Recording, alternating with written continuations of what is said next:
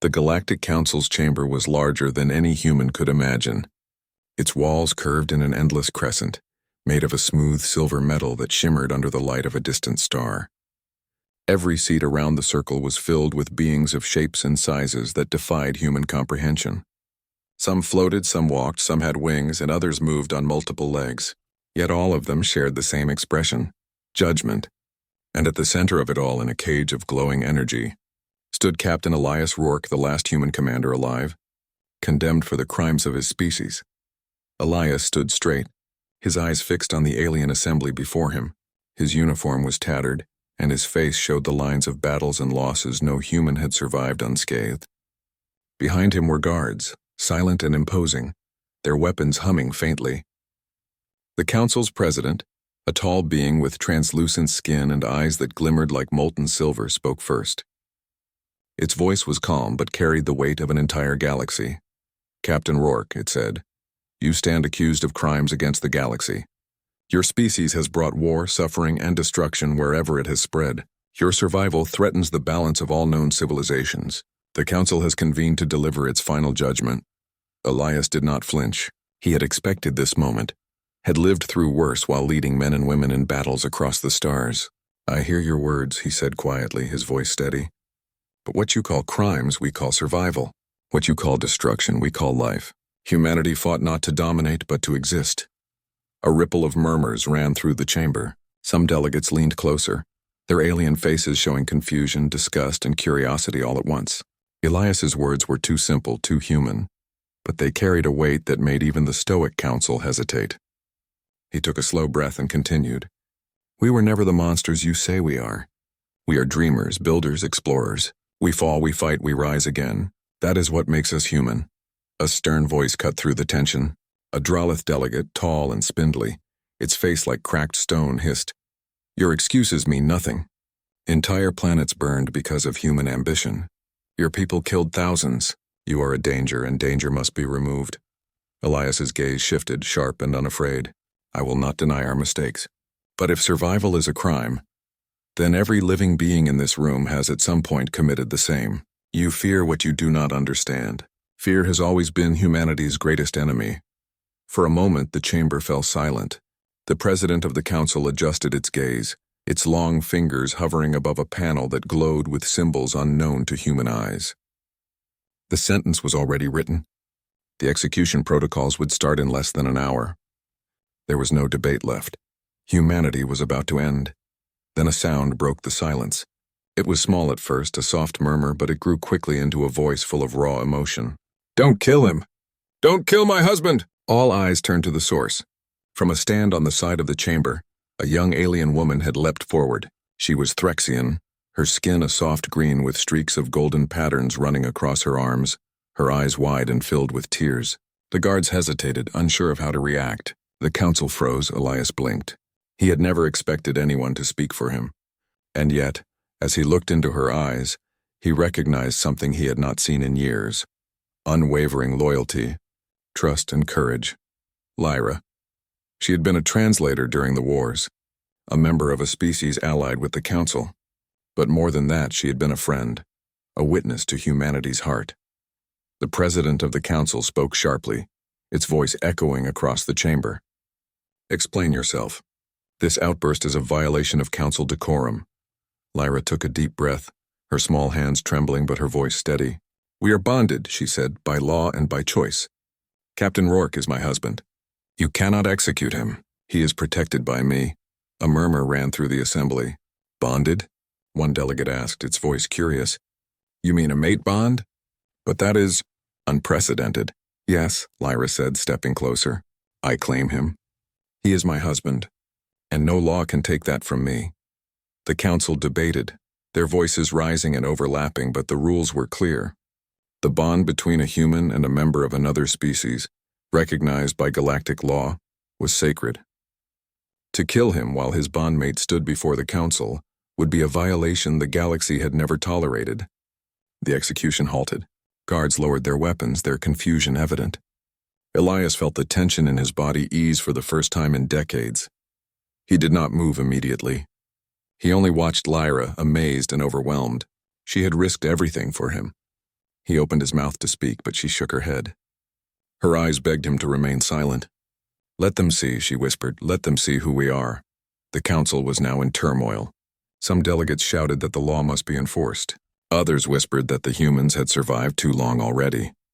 Draelith leaders glared at each other, unable to act without violating their own rules. In the chaos, Elias felt a strange sense of hope.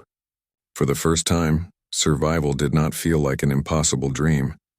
It felt real. Lyra remained by his side as the council debated his fate. She whispered stories of his past victories and small acts of mercy during the war, reminding him that humanity's strength was not only in its ability to fight, but in its capacity to love, to care, to hope. For every alien who had suffered during the human expansion, Elias had spared 10 who could have died.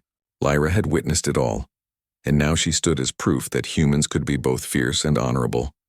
Hours passed, and the council could not reach a decision. Delegates moved in heated arguments, some calling for immediate execution, others for investigation. The president finally declared that the sentence would be postponed, pending a full review of Elias's case and the legitimacy of the bond.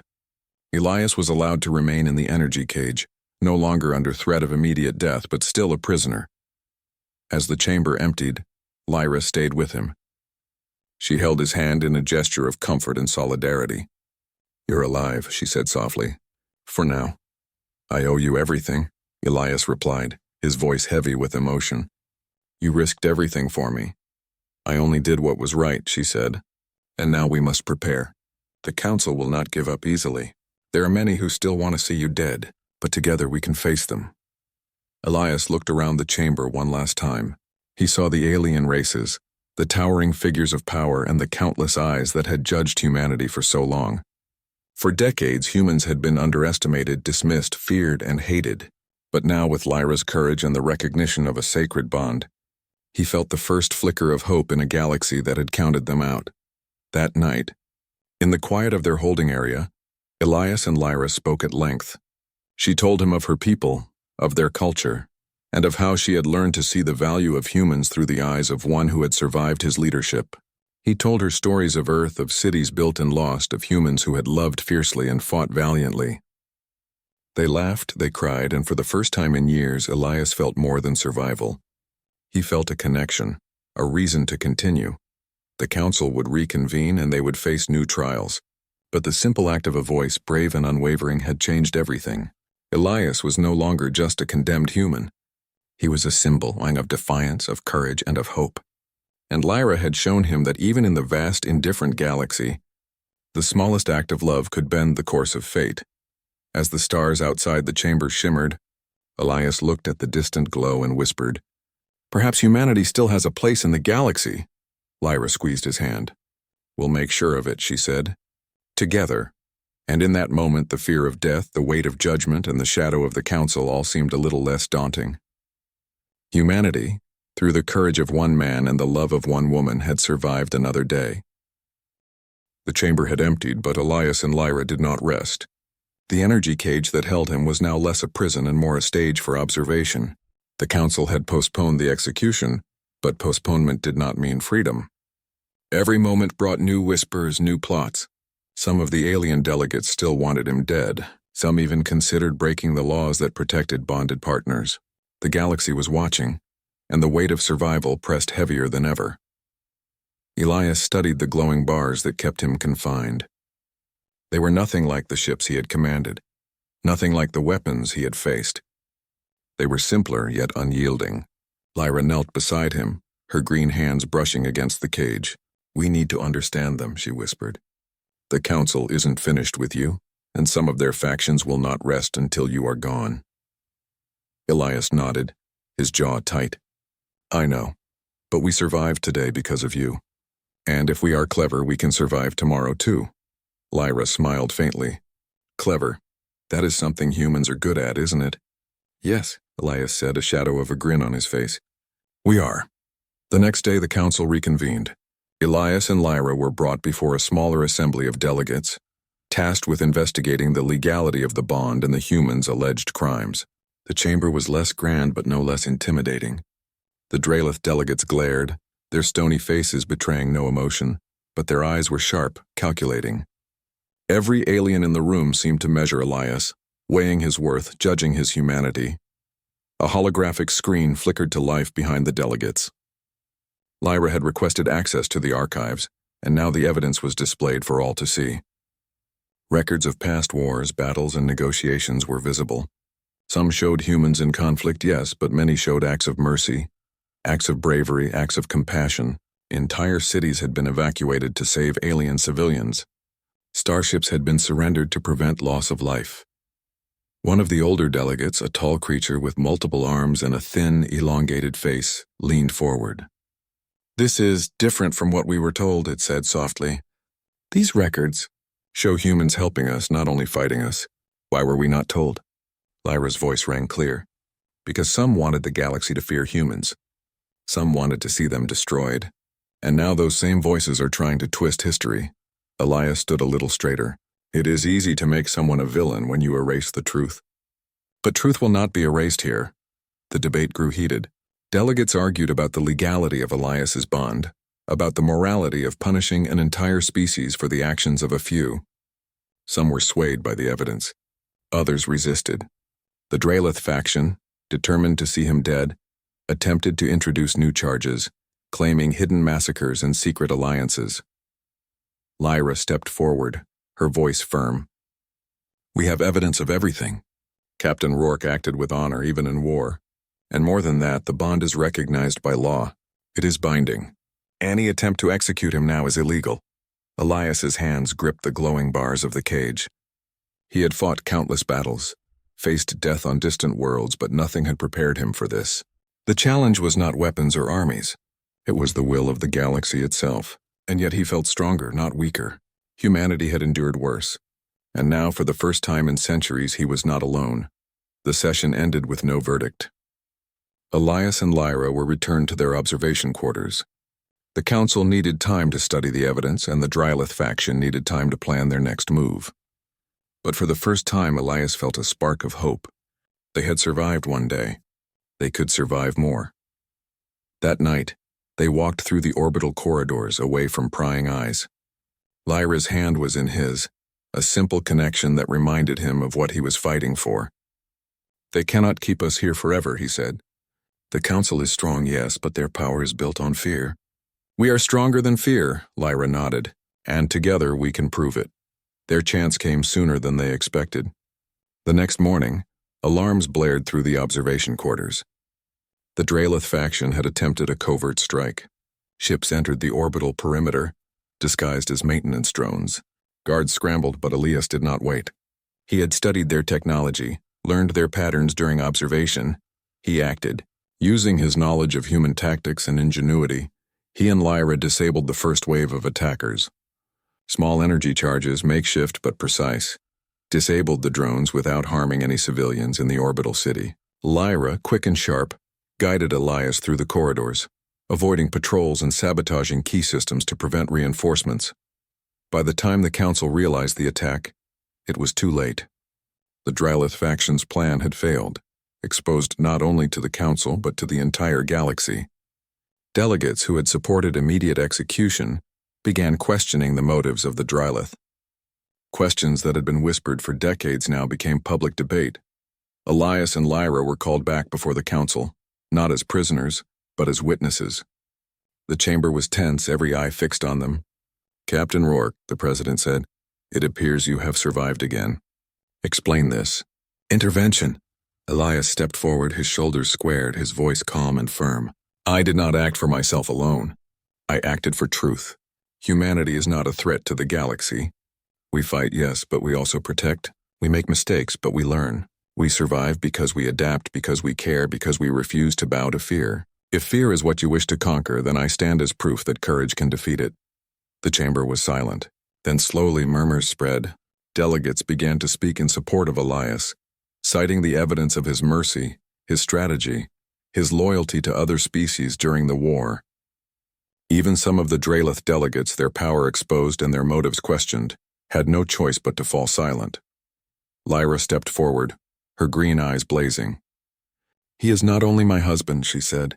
"He is a symbol of humanity's potential. We are capable of both great mistakes and great acts of heroism. Judge him for what he has done, not for the fear of what humans might do." The council debated for hours. Votes were cast, arguments were heard, and slowly the truth began to shine through the layers of politics, fear, and prejudice. When the final decision came, it was unanimous.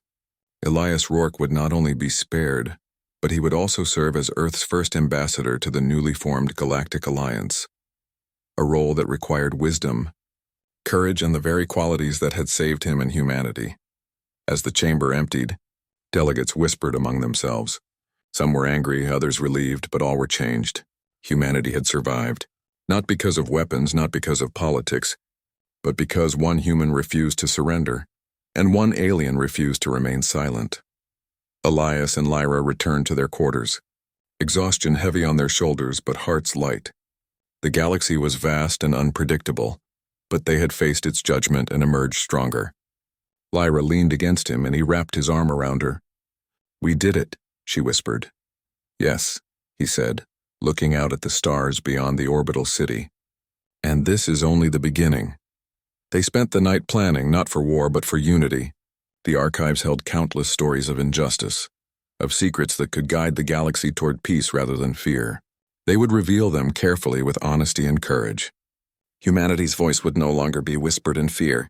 It would be heard. Over the following months, the council reformed. The Draelith faction was stripped of authority, their conspiracies exposed. Other species, inspired by Elias and Lyra's courage, began forming alliances built on respect and mutual understanding. Humans, once feared and condemned, became participants in galactic governance, contributing wisdom, technology, and above all, hope. Elias often walked through the orbital city with Lyra, observing the blend of species who now lived and worked together. He thought of Earth, of the planet lost but not forgotten, and he felt a renewed purpose. Humans had been tested, and they had not only survived, they had thrived. One evening, under the glow of twin suns rising over distant planets, Elias turned to Lyra. "The galaxy is still dangerous," he said, "but I have learned something important. Humanity's strength isn't in our weapons. It's in our courage, our loyalty, and our willingness to fight for what is right." Lyra smiled. "And you have reminded us all of that. Not just the Council, but every species that doubted you. You have shown what it means to be human." Elias took her hand, holding it firmly. "Then we continue. Together." And together they would face whatever the galaxy could throw at them. For the first time, humans were no longer just survivors. They were heroes, teachers, and partners in the vast, wondrous expanse of space. The story of Elias Rourke and Lyra of Threxia became a symbol across star systems. Courage, love, and humanity could endure even the harshest judgment of the universe. The stars stretched endlessly before them, full of promise, challenge, and hope. And in that infinite darkness, humanity shone brighter than ever.